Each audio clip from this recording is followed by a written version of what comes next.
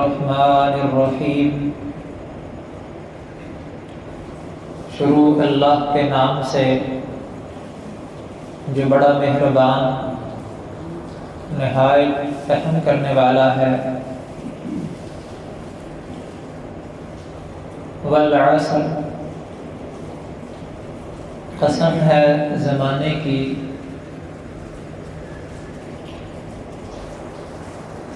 ان الانسان لفی خسر، یقیناً سب انسان خسارے میں ہیں، الا الذین آمنوا، سوائے ان لوگوں کے جو ایمان لائے، وعملوا الصالحات، اور انہوں نے نیک عمل کیے، وتواصوا بالحق، اور ایک دوسرے کو حق کی وصیت کی، وتواصوا بالصبر،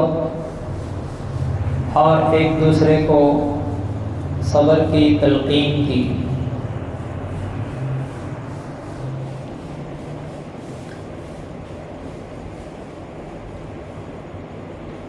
سورۃ العصر قرآن کریم کی چھوٹی سورتوں میں سے ایک سورت ہے۔ اس سورت کی آیات صرف 3 ہیں، مختصر ترین سورت ہے یہ قرآن کریم کی، لیکن مفہوم کے اعتبار سے اگر دیکھا جائے، مطلب کے اعتبار سے اگر دیکھا جائے تو یہ جامع ترین صورت ہے۔ یعنی کسی بھی انسان کی دنیا و آخرت کی کامیابی جو ہے صرف 3 آیتوں میں اللہ رب العزت نے بتا دی۔ امام ابن قیم رحمہ اللہ فرماتے ہیں کہ اگر صرف ایک صورت پہ، اس ایک صورت پہ انسان غور کر لے تو اس کی زندگی کو بدلنے کے لیے یہ ایک صورت کافی ہے، اس کی دنیا و آخرت کی کامیابی کے لیے یہ ایک صورت ہی کافی ہے۔ یعنی قرآن کریم تو سارے کا سارا ہی مفید ہے، فائدہ مند ہے، اس کو پڑھنا، اس کو سمجھنا یہ بہت فائدے والی چیز ہے، لیکن اگر بالفرض ایک ہی آیت اللہ کی طرف سے، ایک ہی صورت یہی صرف بس نازل ہوتی تو یہ کافی تھی۔ کتنی جامع صورت ہے یہ، اس میں اللہ رب العزت نے ابتدا میں ایک قسم کھائی ہے، قسم کھائی ہے والعصر کہہ کے۔ اب عصر جو ہے اس کا عربی زبان میں مطلب ہے زمانہ۔ حضرت آدم علیہ السلام کی پیدائش سے لے کے قیامت تک جو زمانہ ہے اس کو العصر کہا جاتا ہے۔ اللہ ذو الجلال والاکرام نے انسان کی تخلیق کے آغاز سے لے کے قیامت تک کے زمانے کی قسم کھائی ہے، اور اس کے بعد جو بات کی وہ کیا ہے کہ انسان سارے کے سارے خسارے میں ہے۔ اب انسان کیسے خسارے میں ہے؟ اس لیے کہ انسان کو اللہ ذو الجلال والاکرام نے اس لمبے زمانے میں سے مختصر سا زمانہ انسان کو دیا ہے۔ ہر انسان کے پاس اس بہت لمبے زمانے میں سے تھوڑا سا زمانہ اس کے پاس اللہ کی طرف سے امانت ہے۔ مختصر سی زندگی جو ہے اللہ کی طرف سے اس کے پاس امانت ہے۔ اور انسان اس عمر کے لحاظ سے خسارے میں جا رہے ہیں، نقصان میں جا رہے ہیں، اس لیے کہ ہر انسان کی عمر جو ہے وہ ہر لمحہ کم ہو رہی ہے۔ عموماً کہا جاتا ہے کہ بچہ بڑا ہو گیا ہے اور جوان ہو گیا ہے، اس کی عمر بڑھ رہی ہے، بڑھ نہیں رہی، عمر کم ہو رہی ہے۔ جو عمر اللہ ذو الجلال والاکرام نے اسے عطا کی تھی وہ بڑھ نہیں رہی، وہ کم ہو رہی ہے۔ لیکن یہ انسان کی غلط فہمی ہے کہ وہ کہتا ہے کہ عمر بڑھ رہی ہے، مہلت کم ہو رہی ہے، نقصان ہو رہا ہے۔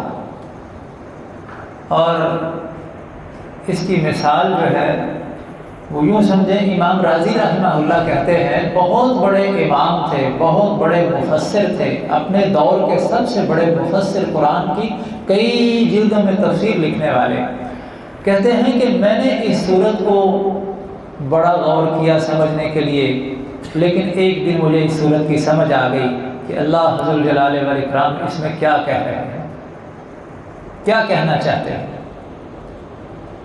سمجھ کیسے آئی؟ کہتے ہیں میں بازار سے گزر رہا تھا،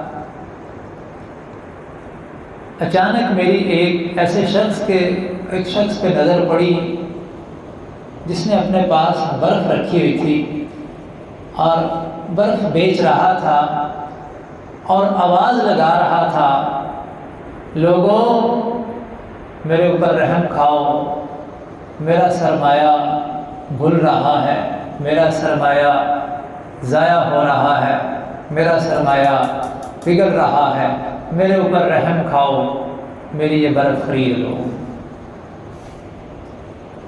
وہ کہتے ہیں میں کھڑا ہو کے غور کرتا رہا، یہ بیچارہ کتنا پریشان ہے، لوگوں کو رحم کی اپیل کر رہا ہے لوگوں سے کہ میرے اوپر رحم کھاؤ۔ وہ کہتے ہیں کہ غور کرنے سے مجھے اس بات کی سمجھ آئی کہ انسان کی زندگی کا بھی یہی کچھ حال ہے کہ وہ مسلسل برف کی طرح پگھل رہا ہے، اس کی عمر ہر لمحے کم ہو رہی ہے، اس کا سرمایہ جو ہے، نقصان کسے کہتے ہیں، خسارہ کسے کہتے ہیں؟ ایک شخص ایک کاروبار کے لیے سرمایہ لگاتا ہے، اگر اس کو اس سرمایہ جتنا لگایا ہے اس سے زیادہ اس کو مل جائے تو کیا کہتے ہیں؟ اس کو نفع ہو گیا ہے، فائدہ ہوا ہے، بڑا خوش ہوتا ہے انسان۔ اور اگر جتنا سرمایہ لگایا اتنا ہی اس کو واپس مل گیا، مزید کچھ نہیں ملا اسے، تو یہ بھی کیا ہے؟ خسارہ، کیونکہ جس مقصد کے لیے اس نے ٹائم لگایا تھا، وقت لگایا، محنت کی، اسے وہ ملا نہیں ہے۔ اور اگر ایک شخص سرمایہ لگاتا ہے اور اس کا سرمایہ بھی ضائع ہو جاتا ہے، برف اس نے خریدی، وہ اس کا سرمایہ تھا، وہ پگھل رہی ہے، اس کا سرمایہ ضائع ہو رہا ہے، وہ پریشان ہے کہ لوگوں میرے اوپر رحم کھاؤ، میرا سرمایہ ضائع ہو رہا ہے۔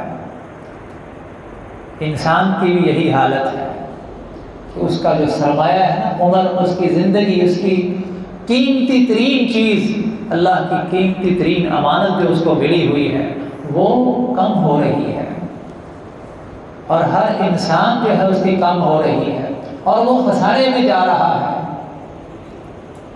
اللہ رب العزت نے فرمایا ان الانسان لفی خسر، سارے کے سارے انسان نقصان میں جا رہے ہیں۔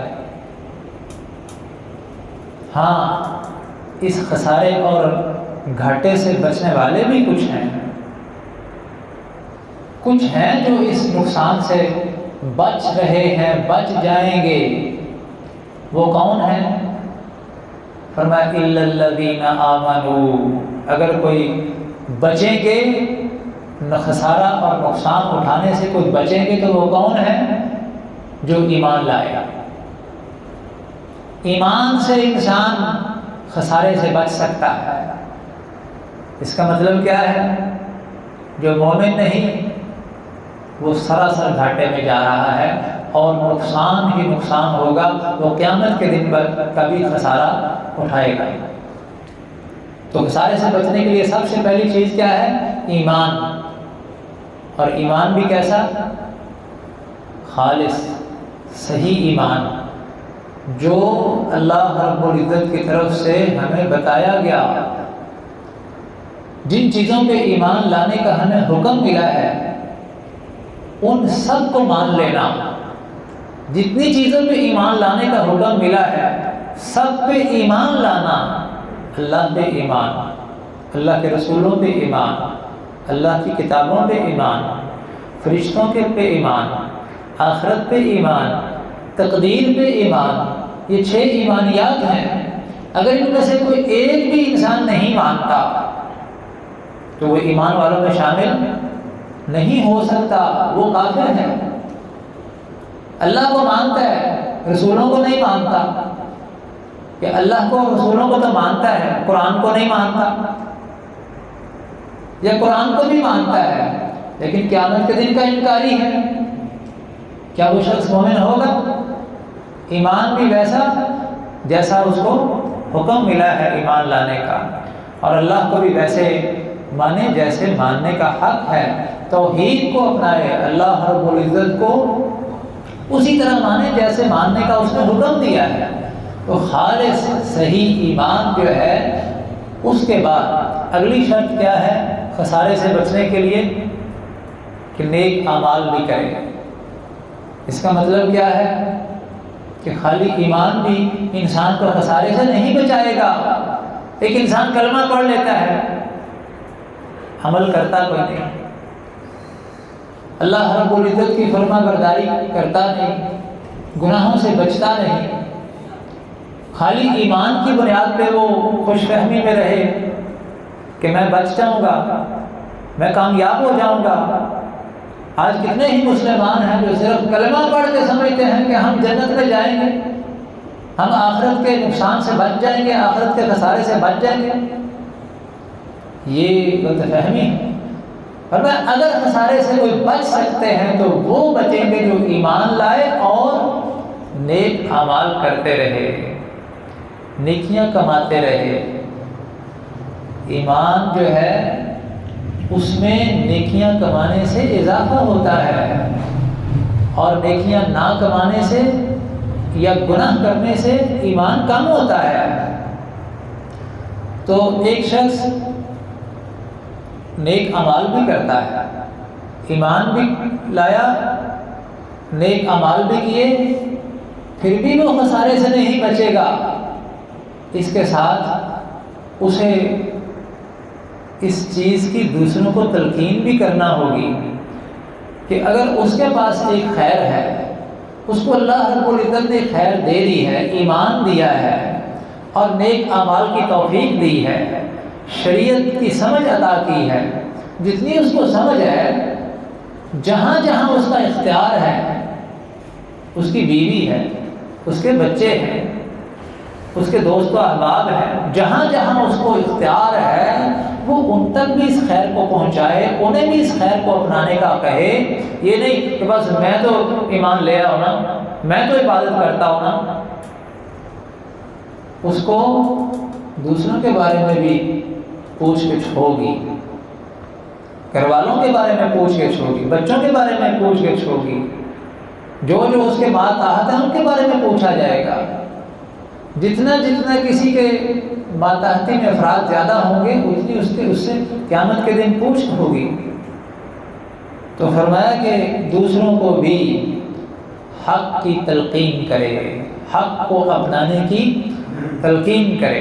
وَتَوَاصَوْا بِالْحَقِّ، تواصو کا معنی ہوتا ہے وصیت کرنا، وصیت کا معنی ہوتا ہے تلقین کرنا، اپنانے کا کہنا کہ وہ بھی حق بات کو مان لے، جو حق اللہ نے اس کو دے دیا ہے، جس کی پہچان دے دی ہے، دین، شریعت، قرآن، یہ حق ہے۔ اگر وہ خود ان چیزوں سے وابستہ ہو گیا ہے، قرآن پڑھتا ہے، دوسروں کو بھی کہے بھائی قرآن پڑھا کرو، خود قرآن کو سمجھتا ہے، دوسروں کو بھی کہے قرآن سمجھو، یہ ہے تواصی بالحق، دوسروں کو بھی خیر کی تلقین کرنا۔ اور پھر جب انسان دوسروں کو دین کی دعوت دیتا ہے، دوسروں کو نیکی کا حکم دیتا ہے، اور کسی کو غلط کام سے روکتا ہے، سمجھاتا ہے، اصلاح کرتا ہے، تو کبھی ایسا بھی ہوتا ہے کہ اس کے نتیجے میں انسان کو باتیں بھی سننا پڑتی ہیں، ایسا بھی ہوتا ہے کہ اس کے نتیجے میں انسان کی مخالفت بھی ہوتی ہے، بلکہ اس کے چانس زیادہ ہوتے ہیں۔ نبی صلی اللہ علیہ وسلم نے جب توحید کی دعوت دی تھی، لوگوں کو ایمان کا کہا تھا، تو کیا ہوا تھا؟ آپ کی مخالفت ہوئی تھی یا نہیں؟ آپ سے دشمنی لگائی تھی یا نہیں؟ آپ کو مجبوراً اپنے علاقے سے نکلنا پڑا تھا، کیوں؟ جب بھی انسان کسی کو حق کی دعوت دیتا ہے اس کی مخالفت ہوتی ہے۔ آپ تجربہ کر کے دیکھ لیں، کسی کو توحید کی دعوت دیں، لوگ آپ کے مخالف ہو جائیں گے، آپ کو باتیں کریں گے، آپ شریعت کی بات کریں، سنت کی بات کریں، لوگ آپ کی مخالفت کریں گے۔ کہیں پہ آپ کوئی مسئلہ بتا کے دیکھیں کہ بھائی سنت یہ ہے، یہ جو آپ کر رہے ہیں یہ سنت نہیں ہے، یہ نبی صلی اللہ علیہ وسلم کا طریقہ نہیں ہے، لوگ آپ اسی وقت آپ کے مخالف ہو جائیں گے۔ آپ کو یہ سب کچھ برداشت کرنا پڑے گا، خود بھی برداشت کرنا پڑے گا، اور دوسروں کو بھی کہیں بھائی برداشت سے کام لینا، اگر دین کا کام کرنا ہے تو برداشت کرنا پڑے گا، حق کسی کو بتانا ہے تو برداشت بھی کرنا ہوگا، اس پہ جو آپ کو تکلیفیں آئیں گی ان کو برداشت کرنا۔ صبر کا صرف معنی عام طور پہ ہم یہی سمجھتے ہیں کہ تکلیف پہ انسان اس کو برداشت کرے، تکلیف آئے تو برداشت کرے، لیکن یہ صبر کا ایک مفہوم ہے جزوی سا، مکمل مفہوم نہیں ہے۔ صبر کا مکمل مفہوم یہ ہے کہ انسان اللہ کی عبادت کر رہا ہے، نیکیاں کر رہا ہے، اس پہ ڈٹا رہے، یہ نہیں کہ چند دن تو بڑی ذوق شوق سے نمازیں پڑھی اور اس کے بعد پھر ایسا مسجد سے غائب ہوا کہ پتہ ہی نہیں کہاں گیا۔ کئی نوجوان ایسا کرتے ہیں، چند دن بڑا شوق ہوتا ہے، نمازیں پڑھتے ہیں، پھر ایسا بھی وقت آتا ہے کہ وہ کبھی نظر ہی نہیں آتے مسجد۔ یہ صبر نہیں ہے، صبر کا مطلب ہے ڈٹ جانا۔ ایک نیکی آپ نے شروع کی، اس پہ ڈٹے رہیں، ساری زندگی کے لیے اس پہ ڈٹے رہیں۔ پھر آپ ایک گناہ کو چھوڑتے ہیں تو گناہوں کو چھوڑنا بھی صبر ہے، کہ جی چاہتا ہے، دل کرتا ہے، لیکن آپ اپنے آپ کو روک لیتے ہیں۔ یہ روک لینا بھی کیا ہے؟ روزہ رکھا ہوا ہے نا انسان نے، اور سامنے کوئی چیز آ گئی، بھوک لگی ہوئی ہے، اور چیز کوئی ایسی آ گئی کھانے کی کہ آپ برداشت نہیں کر سکتے، بھوک کی شدت ہے، لیکن آپ اپنے آپ کو روک لیتے ہیں کہ نہیں میرا تو روزہ ہے، اللہ کے حکم سے میں نے اس چیز کو چھوڑا ہوا ہے، آپ رک جاتے ہیں، تو یہ بھی کیا ہے؟ صبر، یہ بھی صبر کی قسم ہے۔ اور پھر تکلیف آئے تو تکلیف کو برداشت کرنا، یہ بھی صبر ہے۔ خود بھی ایسا کرتا ہے اور دوسروں کو بھی صبر کی تلقین کرتا ہے۔ یہ چار کام جو کرتا ہے، اللہ پہ صحیح ایمان لاتا ہے، اس کے ساتھ نیک اعمال کو اپناتا ہے، اس کے ساتھ دوسروں کو بھی شریعت کی تلقین کرتا ہے، شریعت کے احکام بتاتا ہے، پھر اگر تکلیفیں آئیں تو پھر ان پہ صبر بھی کرتا ہے، یا اس پہ ڈٹا رہتا ہے اور دوسروں کو بھی ڈٹ جانے کا کہتا ہے۔ تو یہ لوگ قیامت کے دن کے خسارے سے بچ جائیں گے۔ جو ایسا نہیں کریں گے وہ قیامت کے دن خسارے میں ہوں گے۔